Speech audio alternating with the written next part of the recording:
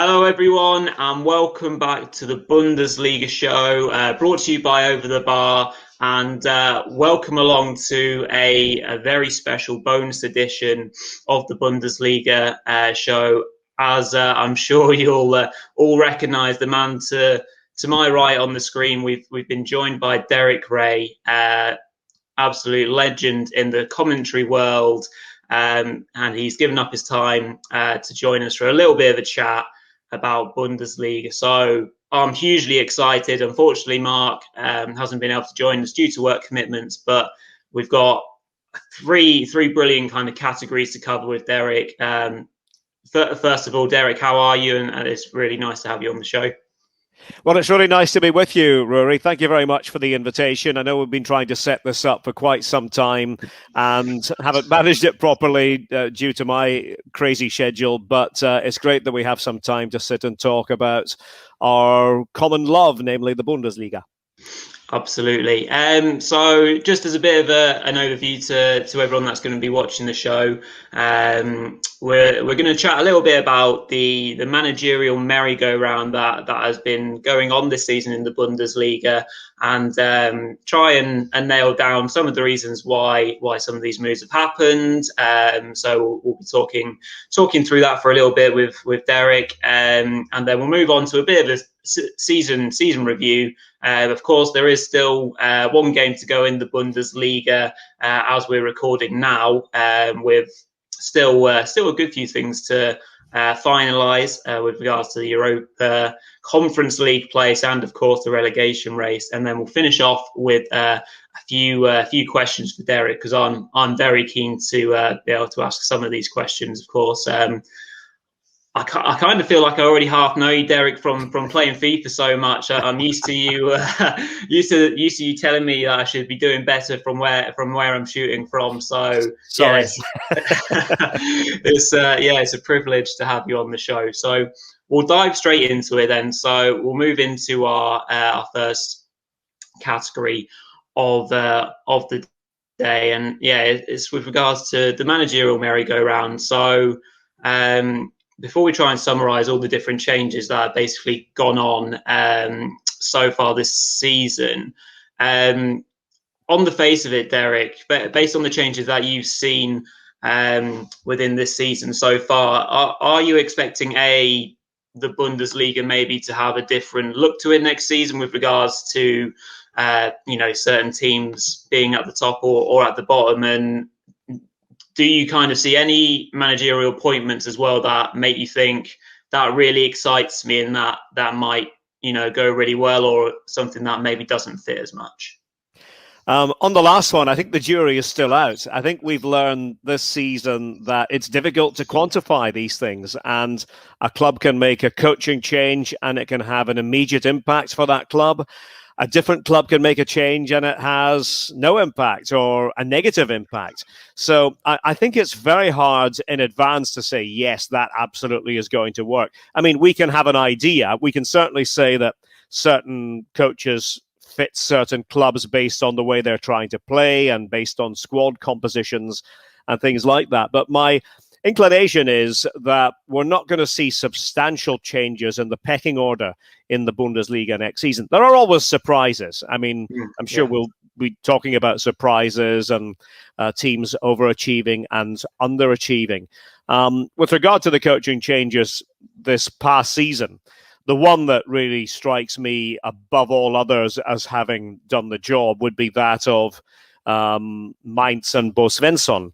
And it wasn't just Bo Svensson, though. Remember, when they made that change, they also at the same time brought in Martin Schmidt as sporting director, who had previously been the coach and knew the DNA of that club.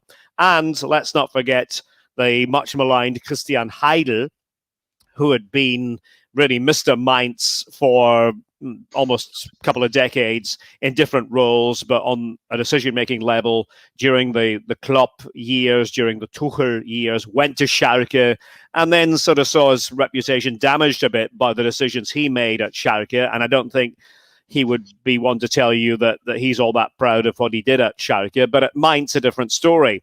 And he does understand the club. So it's a long-winded way of saying that for me, it's not always just about the coach. It's about what the club is doing as a whole. I think this is something that, as people get more and more into German football, they understand that this is not England, for example, where a manager comes in and he, recasts the club in his image and everything is done with that manager deciding everything. That's not the German way.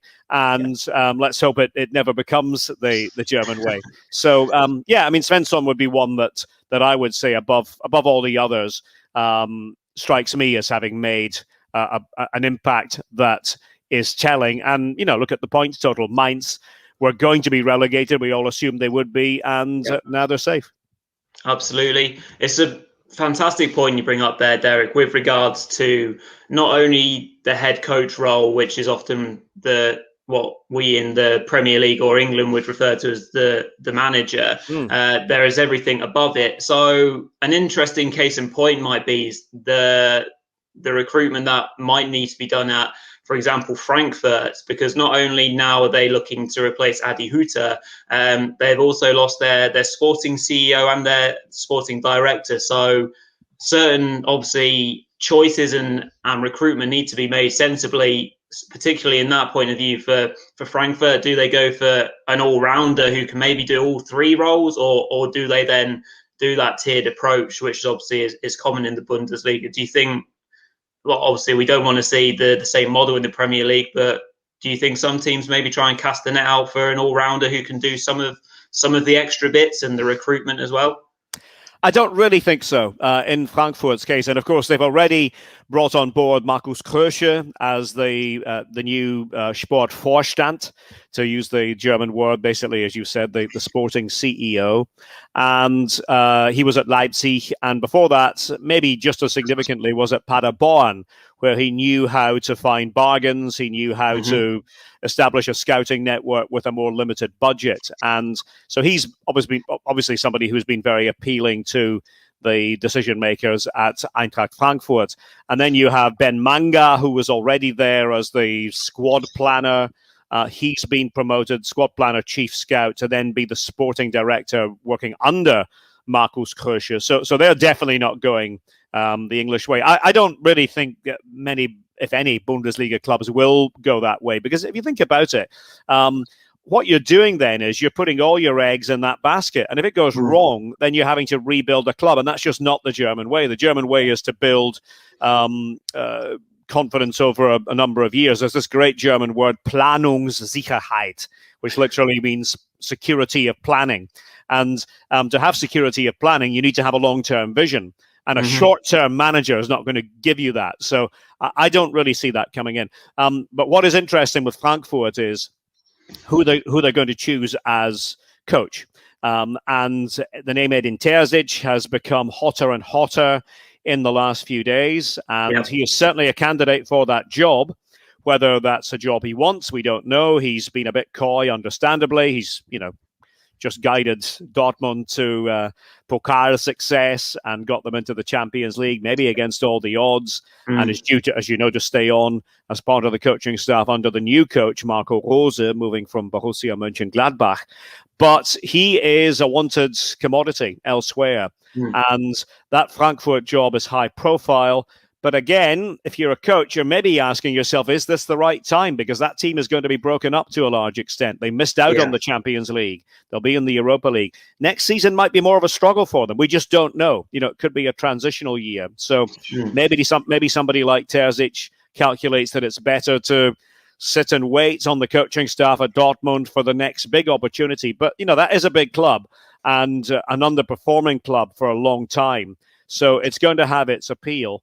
And I think of all the jobs that are around, that is interesting. The Leverkusen one, to me, is interesting as well. And Terzic might be a candidate. I'm hearing in the last couple of days less so.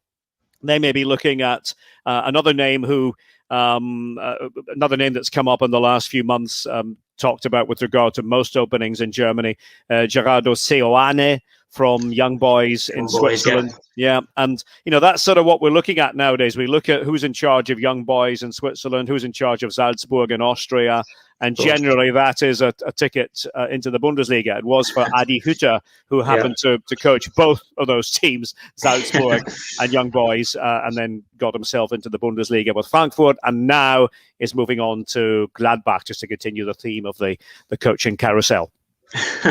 Brilliant stuff. So we'll kind of move on then to perhaps some of the reasonings behind why all these changes have come about, and the second point that we'll move on to after that is some of the interesting timing that we've seen as well with regards to announcements. But we'll start with the first part with regards to maybe some of the reasons why we've seen so many changes this season. And I wanted to ask you, Derek, whether you thought it was maybe a bit of a mix of on the one half opportunity.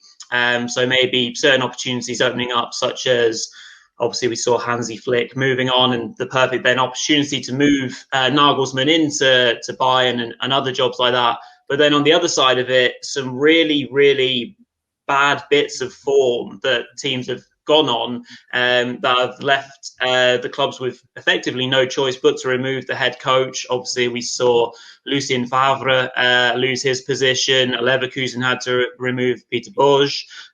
Bremen have obviously just pulled the trigger very recently as well. So, Derek, do you think it's just been one of those seasons, or has it been a bit of a mixture of what I just kind of related to? I think it started with Schalke, and of course their horrendous form coming into the season, based on what happened last season, and then losing 8-0 in the first game, and then losing again, and that was the end for David Wagner. And they were always sort of chasing their tail thereafter. And so Schalke are making all these changes, and Manuel Baum didn't last too much longer, a few months in the job, but it was change after change after change. And I think other clubs were looking at this. And, everybody's always watching what's happening elsewhere. As you said, Dortmund made the change at the tail end of the calendar year. They just decided, really on the back of the defeat at the hands of Stuttgart, although it wasn't just because of that one result, but on the back of that, they decided that it wasn't working to their satisfaction under Lucien Favre, and they wanted to make a change for the long haul. They decided to go with Edin Terzic on a short-term basis, somebody who was already in the dressing room. And that didn't start brilliantly for him, it has to be said. That had wobbles. Yeah, I mean, it's really, we're singing his praises now, but it didn't appear in, say, January or early February that Edin Terzic was likely to be talked about in such terms. But I think you hit on something earlier, talking about Hansi Flick, but it was really before Hansi Flick, that this domino effect that has rippled through German football. And, I sort of point to the Marco Rose courtship by Borussia Dortmund. And this was an ongoing story for a while. Max Eberl at Gladbach kept having to answer questions about his coach Rose. Was he going to stay? Because it was common knowledge that there was a buyout clause, and this is part of what we're getting to here, is that we've never really in the past spoken about release clauses for coaches. We've spoken about it for players, very common in Germany, but not so much for coaches, and not with regard to 5 million euro, 6 million euro, 7 million euro fees. That was previously thought to be something that just wouldn't happen with a coach. You sign a contract with a coach and you see it through. You might get sacked. You might be able to leave on good terms somewhere along the line. But this idea of a release clause, another club coming in, paying a set fee, and then as a result of paying that set fee, being able to just take that coach away, whisk him away for the next season. So with Rose, it started. And then, of course, Eberl at Gladbach needed a coach himself. So what does he do? He goes out and does pretty much the same thing and uses a release clause to get Adi Hütter from Eintracht Frankfurt and so on. And, of course, all the while, this Hansi Flick thing is going on. And I think those of us who follow Bayern closely have known almost from day one that the DFB job, the Bundestrainer job, really is grist to the mill of Hansi Flick. That is the dream job. That's where he would like to be for the long term. It's not that Bayern's not a dream job, but I think he saw it as something to do for a short period of time, have success, which he did, and then move on to this job that in Germany, next to the Bundeskanzler or the Kanzlerin, the Chancellor, is maybe the second most high-profile job in the entire country. I think it's often underestimated outside Germany what the national team still is and the profile of that job. Mm-hmm. And so I think it was always understandable that Hansi Flick wanted that, and he couldn't quite come out and say it, but he wouldn't say that he was committed to Bayern for the long term. So there you have it with that one. And when you're talking about Bayern, of course, and a vacancy, then we're always talking about Julian Nagelsmann. He's a young guy from Landsberg am Lech. He grew up supporting Bayern. He is the hottest of all coaches in Germany. And when you're in that category, then, Bayern are going to be the club that you're going to want to go to. And that is his dream job. He said it, So all these things kind of falling into place. But of course, when somebody leaves, and you mentioned Peter Bosz, he leaves at Leverkusen, that creates a vacancy currently filled by Hannes Wolf, but on an interim basis. He has another job to go back to with the DFB, potentially. Have they seen enough from him to make them think that he's the man on a permanent basis? I'm not sure. I think they might have said that already if they were convinced. And so they're looking at other candidates. And we mentioned earlier, Gerardo Seoane, I think, is a strong one. So, it's...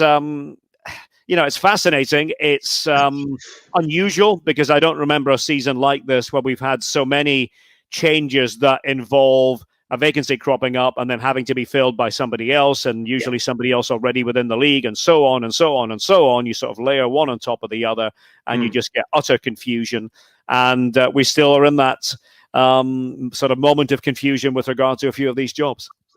Very much so. And then just to finish off, basically, on this managerial section that we've just been covering, is in regards to the timing of some of these announcements. And as you quite rightly mentioned, that there has been this domino effect, which obviously you quite rightly say started with Marco Rose going to or being recruited by Dortmund, and then vacancy after vacancy came up, and it kind of spiraled from there on in.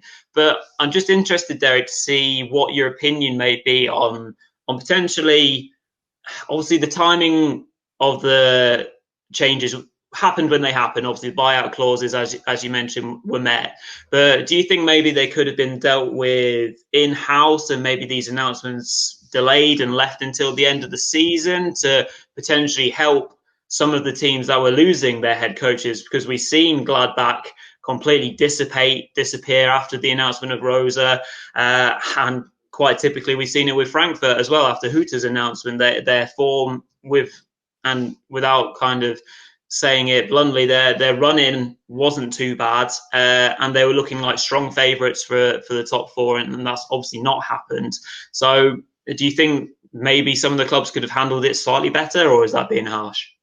Well, I think we're viewing it now with the benefit of hindsight. What I would say in response to that is that this has not really been a problem in Germany before. And this has happened before. I mean, even as recently as a couple of seasons ago, we knew that Julian Nagelsmann was leaving Hoffenheim for Leipzig a whole year in advance. And nobody thought that was a problem, and it wasn't a problem. And he was able to go about his business fine. And it didn't cause, loss of morale at the club. Niko Kovac, you'll remember, was in charge of Frankfurt when they beat Bayern in the Pokal final. And we knew that. We'd known that for quite a while ahead of time, that he was going to Bayern. But, that didn't mean that the players stopped playing for him. So I think that we have to maybe not be reacting in a knee-jerk fashion to this. I will admit that my views maybe have revised a little bit, because I've always sort of been of the German belief, and this goes back to sort of German business practices, that you fulfill a contract. If your contract runs until, say, June, then you're utterly professional until June. And then when a new contract with a different employer comes along in July, you're utterly professional there. And, that happens, to be honest, in everyday working life for everybody in every country. People move on, and people, I'll wager that at your work somewhere along the line, you've known that somebody is leaving. They're leaving down the line. They don't have to leave that day. They have to be forced out the door. People trust that there is still professionalism going on, and there's professional pride, because you don't want to have your CV besmirched by a bad run of, in this case, results. But yeah, I mean, it's probably given people pause for thought. And I do think the buyout clause that we mentioned earlier is at the root of the consternation here, because we are talking huge sums of money for coaches. And previously that wasn't in play. I mean, it probably was, but it was not as public and certainly not as high a figure that we would be talking about. So I think it will be interesting to see what happens with regard to these release clauses going forward, and whether teams will be quite as quick to make these announcements, 2/3 of the way through the season. Brilliant stuff. Yeah, that really well rounds things up, actually, with regards to managerial merry-go-round that we have seen. That was really good to chat with you over there, Derek. And we'll move now on to our second little section now, which is a bit of a season review. We won't go into too much tremendous depth. Obviously, as recording now, there is one game still to go, but it shouldn't change an awful lot with regards to our opinions anyway of what we've seen so far. So just a quick one to start with, Derek.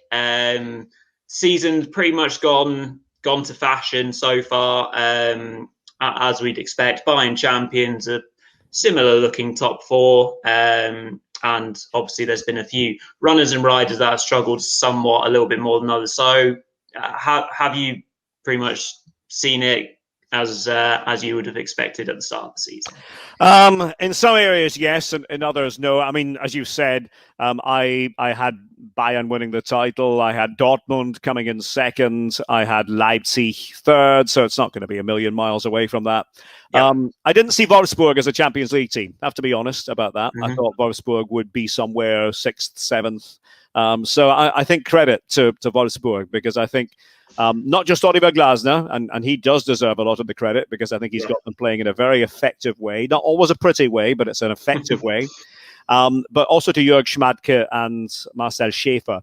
And this again comes down to what we were discussing, the fact that in German football, it's the people who make these decisions with regard to signings, with regard to transfer policy, who do deserve the plaudits. And I think they really hit the mark with all their main transfers, especially Maxence Lacroix, who I think has been one of the finds of the season in the Bundesliga. Yeah, playing in central defence, just absolutely wonderful for them.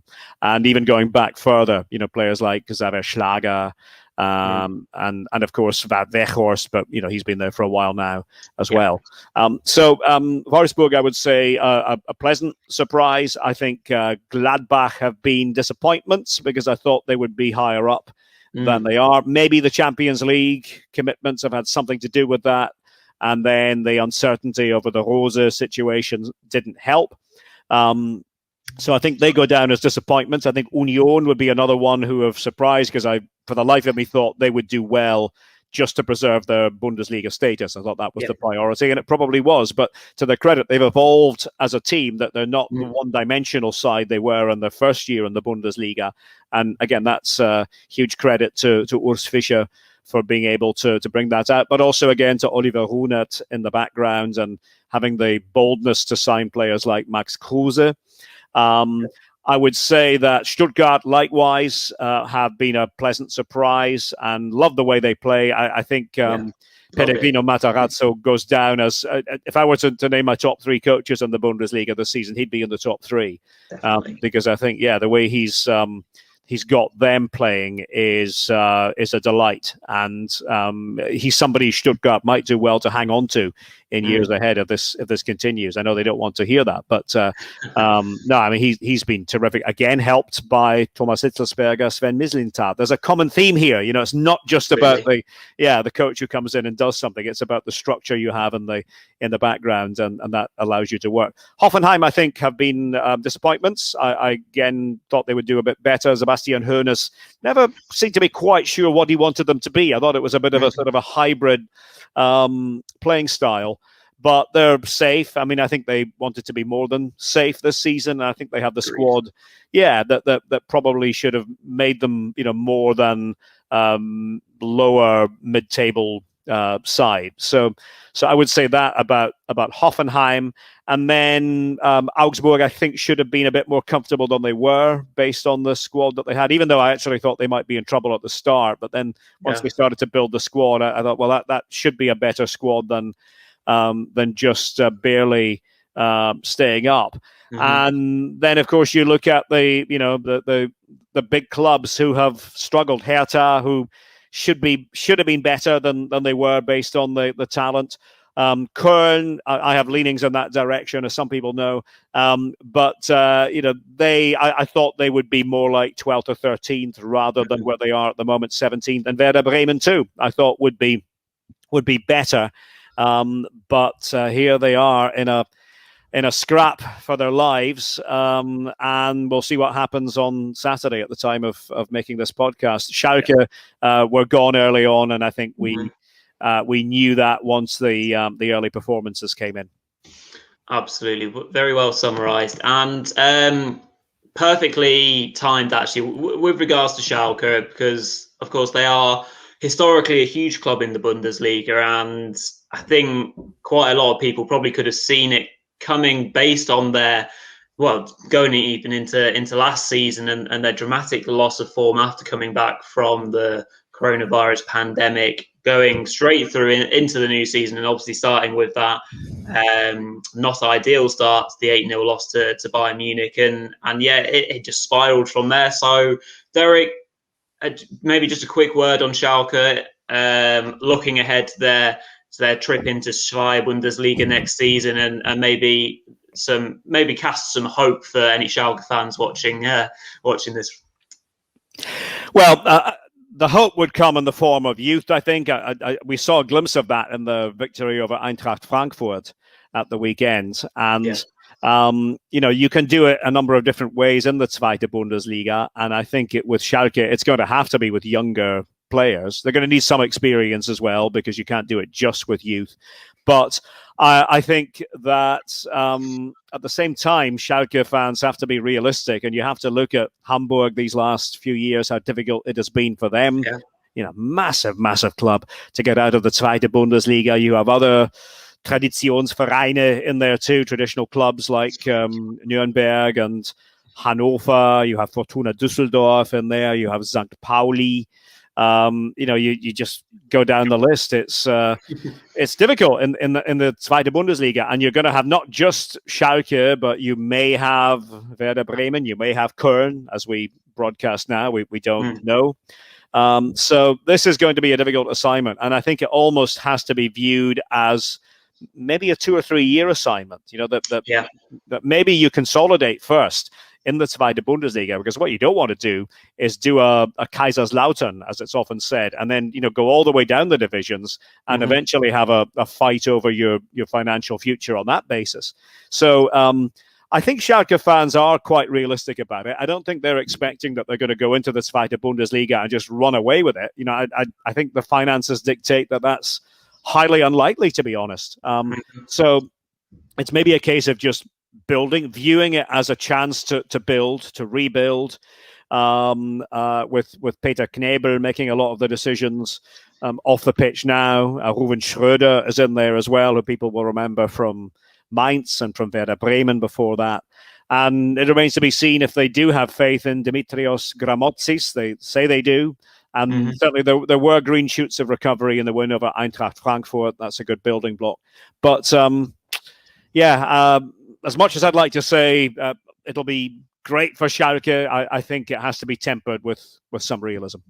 Of course. And in a second, we'll just finish with maybe a highlight and a low light of the season so far for you, Derek. But just before we do, one quick question on something we've already slightly touched on with regards to some amazing runs of bad form that we've seen from a lot of teams so far this season. Teams have just suddenly collapsed in the shape of form. And maybe is that owing just to the extraordinary circumstances we find ourselves in at the moment? And maybe a mention to the lack or no fans that we've seen, of course, a huge part of Bundesliga clubs in general.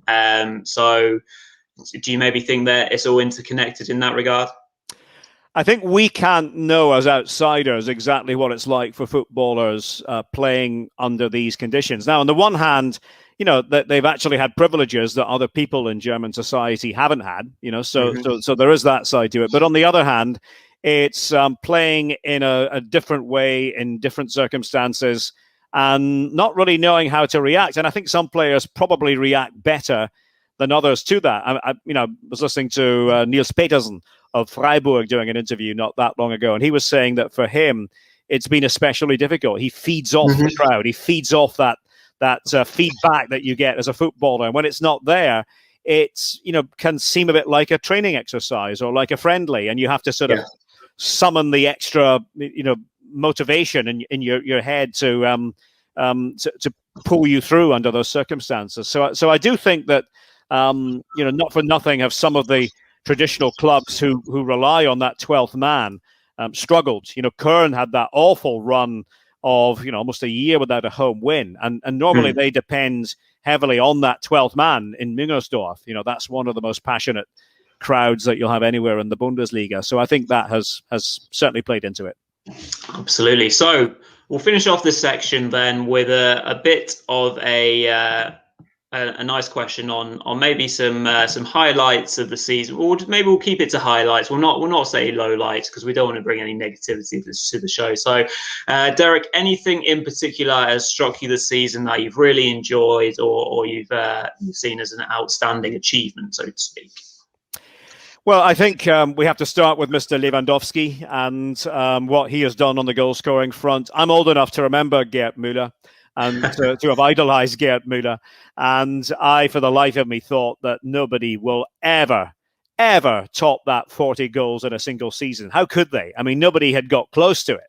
And, you just don't think that that's possible. So, if somebody scores 30 goals in a Bundesliga season, you sit up and take notice. But it became clear from around, I think, maybe week, 10, 11, 12, 13, that Lewandowski had a real chance of doing it. That he was just scoring goals at an amazing rate. And the only doubt was when he picked up that injury. And we thought, okay, maybe this is going to mean that Gerd keeps his record. But here we are now. The Lewandowski has 40 and can get beyond Gerd Müller as we speak now. This weekend against Augsburg. So I would have to start with that because I think it's a reminder to people as well not to take somebody like Lewandowski for granted. I didn't take Gerd Müller for granted, and I still put him on a pedestal when I think about German football at all. And for younger people who are listening to the podcast, someday you'll be able to tell people who are then young, when you're old like me, that you got to see Lewandowski in his pomp and how special that was. So I think history is hugely important in football, and Lewandowski will stand the test of time in German football history, no doubt about that. Some of the other highlights, we touched on a few of them earlier on. I think, to be honest, Dortmund winning the Pokal just the other week there, a club that had gone 4 years without any silverware and had played nice football under Lucien Favre, but it took Edin Terzic to win them the Pokal. And you saw again what it meant to the players. And I think that has to stand out amongst the achievements. It's not directly Bundesliga, but it is the Pokal, which is an intrinsic part of the German game. And I'll give a mention to Union as well, because here they are pushing for Europe, which was not expected, but they have done it against the odds, and that's always good to see. Absolutely agreed. I think I mentioned this with Mark when we were doing our show on Sunday, actually. One of the highlights for me has come quite recently, and it was when they were doing a post-match interview with Dardai after Hertha had confirmed their their safety this season, and the cigar. He managed to bring out a cigar. I thought that was a very funny touch, but I also loved it. He was quite clearly enjoying himself, but that's good to see. We love to see characters in the game of football in general. So yeah, very much enjoyed that. And what a perfect way to leave the season review. So we'll move on to our last segment, and a segment I'm very excited about. And now we've got a bit of time, or I have a bit of time to ask Derek some questions just in general about just Derek Rae and indeed your connection with the Bundesliga. So I'll start with a question that I've read about a little bit, but I just wanted to hear it from you in general, Derek. Is that with regards to the research that you often do for commentary, you reach out to certain players that have particularly hard names to pronounce, and you contact them directly or via their agent to then ask them or confirm how to pronounce their name. So I just wanted to see A, if that was true, and then B, who was the last player you had to do that for? Not so much with the agents. I have done it, but not. I don't do that as a matter of course. It's really more finding a common contact. That could be a commentating colleague in another country. Right. It started when I first moved to the USA. It started with me calling the embassies of these countries in Washington, D.C., because there was no internet in those days. It was much harder to contact people. You know, there wasn't WhatsApp, or people barely had email addresses back then. And so the logical point of contact was the embassy. It's always been a big part of who I am as a commentator, because I want that name to be 100% correct when it's on the air. And so yeah, that's really where it comes from. It's basic respect. The last player that I had to check on that basis, to be honest, it's difficult because I'm with my various jobs, I'm sometimes checking about 100 a day, you know. Wow. So I haven't done any for a few days. I haven't had to. So I can't actually tell you who the last one specifically was, because they all sort of blur into one. But there have been many. Yeah, and I've heard as well, some players have actually seen recordings back and heard your commentary and then come back to thank you for your efforts as well. Is that something that happens? I think I saw a story when you were commentating on Scottish football a little while ago. Yeah, it happened more often when I was in Scotland, because in Scotland I was every week at a different venue, and as the rights holders, and I worked for BT Sport at that time, as the rights holders, we have access to the kind of the inner sanctum. So as a commentator, I would always take advantage of that and basically be in the tunnel area before, 2 hours before kickoff as the players were arriving. And when a new player arrived in Scottish football from a different country, from a different culture, I would always introduce myself and ask for that player to say his name as he would want it said, not as somebody had made it up somewhere else, but as he personally would want it said. And the best example is a guy who actually had played in Scotland before. He'd also played in England for Brentford. He'd been at Falkirk, and he landed at Dundee United. And his name had always been pronounced Farid El Alagui, Alagui. Okay, but I had suspected this was wrong because he was French Moroccan. Right. And I'd suspected it was El Alagui. And I asked him, I said, just say your name for me, Farid, if that's okay. And he said, yeah, Farid El Alagui. I said, okay, thank you. I said, I'm going to call you that on the air tonight. And he said, oh, thank you. He said, that's great. He goes, I'm used to hearing it said the wrong way. So I said it on the air that night. And then we met each other again a few weeks later when I was back doing a Dundee United game. And this time he came up to me and shook my hand. And he said, thank you. He said, that was great. He said, my father was watching. And he said, it was so nice for us to hear our name said the right way. So that's what I say to everybody who asks me about this. They say, why are you so fastidious about it? I said, Farid El Alagui, there's the story. Yeah. Take it for what it's worth. We are meant to be in the accuracy business, and it would be wrong for a written journalist just to lazily misspell a player's name. You wouldn't do that and get away with it. We're broadcast journalists, and we're supposed to get these things right. And I recognize it's not always easy, that there are sometimes names that are very hard to say, but the least we should do is try and give it our all. I love that. The attention to detail is just goes to show why you're so well thought of across all the different competitions that you have covered. Which leads me on to my next question, actually, and just basically, what exactly drew you to the Bundesliga? Is it a mixture of a number of things? The fans, the culture, the style of play that we see in the league, often lots of goals and lots of excitement going on. So obviously you've been a lead commentator on the Bundesliga for a number of years now. So what brought you to the league? This is quite a long story. It goes back to my childhood in Aberdeen on the northeast coast of Scotland. And one of the benefits of living in Aberdeen was, and this would be true of anybody actually living sort of right on the North Sea coast in the UK, one of the benefits was that we had a direct radio signal from Hamburg, from Norddeutscher Rundfunk. And from a young age, as a German student at primary school, and I absolutely loved German. And much of that goes back to the 74 World Cup that was in West Germany.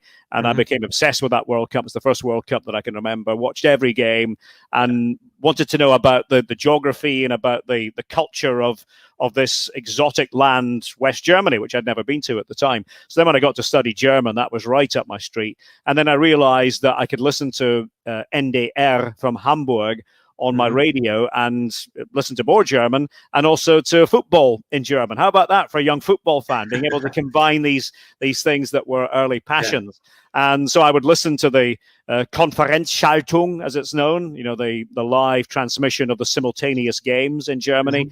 And that just opened a world to me that was open to nobody else. I mean, my friends didn't. I would tell my friends I was doing this, and they sort of would furrow their brows and say, "Oh, okay, that's a bit strange, isn't it? Listening to football in a foreign language." But to me, it was just a magnificent thing. And so all these greats. We mentioned Gerd Müller. This would have been a few years after Gerd Müller, but these greats of the late 70s and the early 80s. People like Manny Kaltz of Hamburg, Horst Rubesch of Hamburg, Paul Breitner, Karl-Heinz Rummenigge coming through. All these players, I used to listen to them on the radio in German, and so that's where it started. And then I studied German more, and I went to work as a language assistant in a very small school right on the border of West Germany and East Germany as it was, and did a lot of traveling as a result of that. Went to games in the Bundesliga. First game was in Frankfurt when they played Bayer Uerdingen in 1985. Second division as well, which I still love to this day. I'm a bit of a second division freak. And so that's where it started. And this was in the time when German football wasn't then what it is now. In other words, you didn't have plane loads of fans from the UK or Ireland traveling on a week-to-week basis to Germany. It was unknown, really, to the vast majority of fans in the UK. The style of play wasn't what it is now. The fan culture wasn't quite what it is now. It still spoke to me because I was a German student and a Germanophile, which I remain, of course. But it's really only in I would say the last 15 years or so that you've had this kind of synergy with fans elsewhere who've started to see what German football is, have started to think, okay, I'd like to be part of that. That seems really cool. And that seems more in keeping with fan culture as we would like it. And of course, it's been helped by the fact that flights have been relatively cheap from places like the UK to Germany. You can do that in a weekend and it needn't break the bank. In fact, it can often be cheaper than going to a Premier League game when you add everything together. Absolutely. So I think, I come at it maybe from a different angle just because it's hit me earlier, and it hit me as part of my love of Germany and German culture as a whole. And that's what I try to convey when I talk about the Bundesliga. And it may not be everybody's cup of tea, but it does seem to strike a chord with quite a lot. That for me, it's part of the whole package, that if you really want to enjoy the Bundesliga, you kind of have to also enjoy all things German. You have to sort of see it as part of the social fabric of Germany and what makes the country tick. And I get great joy from doing that. And it always makes me smile when somebody comes back to me and says, oh, because you spoke about the Bundesliga the way you did 2 years ago, I'm now, all in. And it's now the football I watch. And I love going to Germany. Obviously, this might have been pre-pandemic. People haven't been able to go to Germany in recent times, but hopefully that can change again in months ahead. But that's where it comes from, as far as I'm concerned. Yeah, I mean, just from doing this the show this season, the Bundesliga show, myself and Mark have connected with an awful lot of international fans of the Bundesliga and lots of Scottish fans actually, which Yep. has been really interesting and great to connect with people. And it just goes to show the Bundesliga it seems to certainly in the last few years really be growing worldwide. So yeah, it is a fantastic league to be involved with. So moving now into more kind of generic questions, and obviously, Derek, you would have worked with a number of co-commentators in your career so far. So, just to put you on the spot, just to maybe name a few that you've particularly enjoyed working with, or have struck good friendships as a result of working with. Well, there've been so many, and the difficult part of this is that I'm going to leave some of them out, because I think somebody asked me recently, how many co-coms have you worked with? And I said, no joke, it's probably, 300. It probably is that many. Yeah. But maybe we'll stick with the co-coms who I've worked with most of all. Mm-hmm. And the one who I think, really I should mention is somebody who was not a footballer, but became a really well-known broadcaster in the USA, a fellow by the name of Tommy Smith, and that's spelt with a Y and not with an I. So again, to UK listeners, he'll be fairly unknown. But Tommy basically, great story, made himself one of the best-known broadcasters in the USA covering the sport of football. Hails from Dundalk in Ireland, very proud of that, has a distinctive delivery, distinctive voice, great turn of phrase, great sense of humor. And he and I were a team for a long time covering the Champions League. And I think for people of a certain age are still kind of synonymous with each other. So it would be remiss of me not to mention Tommy in this conversation. In terms of people who absolutely have nailed broadcasting as ex-footballers, I'd have to mention Craig Burley, who is a good friend of mine, and actually is a colleague at ESPN nowadays in the USA. Craig and I were together, though, on broadcasts in Scottish football for a number of years, 2009 until 2013. And Craig's commitment is to broadcasting. It's not to being a friend of an ex-player or somebody he played with. He will call everything as he sees it. And I think he has our respect for that and really understands TV and wanted to understand TV from the very start. The great Gary McAllister, another one, who obviously played with Craig for Scotland. Gary comes at it from a different angle in comparison with Craig, but really tried to accentuate the positive at a time when I think Scottish football needed that. And he and I were good mates and good colleagues on that. And now, of course, he's working with Steven Gerrard at Rangers and having success there. On the German front, I would have to mention people like Stefan Freund, who's a good friend and was a great player, is a terrific character, and brings something to the broadcasts, brings his personality to the broadcasts, which again ties in with what we spoke about with regard to the German feel and the dynamics of Germany as opposed to not just German football. Stefan hails from the east, from the eastern part of Germany, and has something to contribute with the stories about growing up in the former DDR as a young man and a young footballer. Patrick Ovomoyela, another one, a former Dortmund player who I work with on the world feeds quite a lot. And a very kind of laid back style, but very good, very detailed and very informative, especially about matters Dortmund. So they are just a few, and I'm only scratching the surface. There've been many more, people like Stuart Robson and Chris Sutton in the UK, Lucy Ward and Sue Smith in the UK, Danielle Slayton in the USA at Women's World Cups, Ali Wagner, down the list we go. There are so many, and forgive me because I'd like to mention them all. Brilliant stuff. So we've probably only got time for one more quick question, as I've kept you for probably too long already, Derek. But it'd be remiss of me as a big FIFA player not to quickly ask you on the FIFA series. So you've been the voice over for FIFA since FIFA 19, if I'm right. And I just wanted to ask you really how long it often takes to record the voiceovers for it, because there's obviously so many different lines that you have to say and then add on the player name. Just an interesting insight into maybe how long it takes you to do that sort of thing. Well, I think it probably would surprise a lot of people just how long it does take. Somebody asked me not long ago, they said, so when you do that, what do you just go in for a morning and sort of do it all and then that's it all done? I said, try 25 days a year doing it, and and as you said, I've been doing it since 2019. So it's great fun, and it's a great honor to be part of it and to work with a fabulous team, a fabulous creative and audio team. And we put our heart and souls into it. That's the way that we operate. And as I said, it's the last few years, it's been around, give or take, 25 days, not all at once. We're not going in and doing it all at once. It's spread over the course of several months, but that's how it works. Wow, brilliant. So that brings an end to this this bonus edition of the Bundesliga Show. My absolute thanks to you, Derek, for popping on and giving us 50 brilliant minutes for this show. Really appreciate it. Hope everyone enjoys it as much as I have done for this last 50 minutes. I could have asked you questions until I was blue in the face. But yeah, just finishing off then.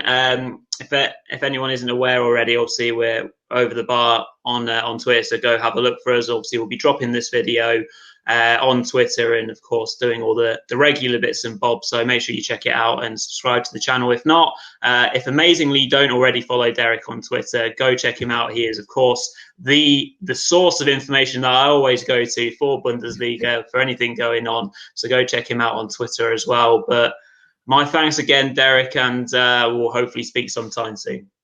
Well, thank you, Rory. Best of luck with your endeavours going forward, and thanks for the conversation and the invitation. Thank you very much, Derek. Much appreciated.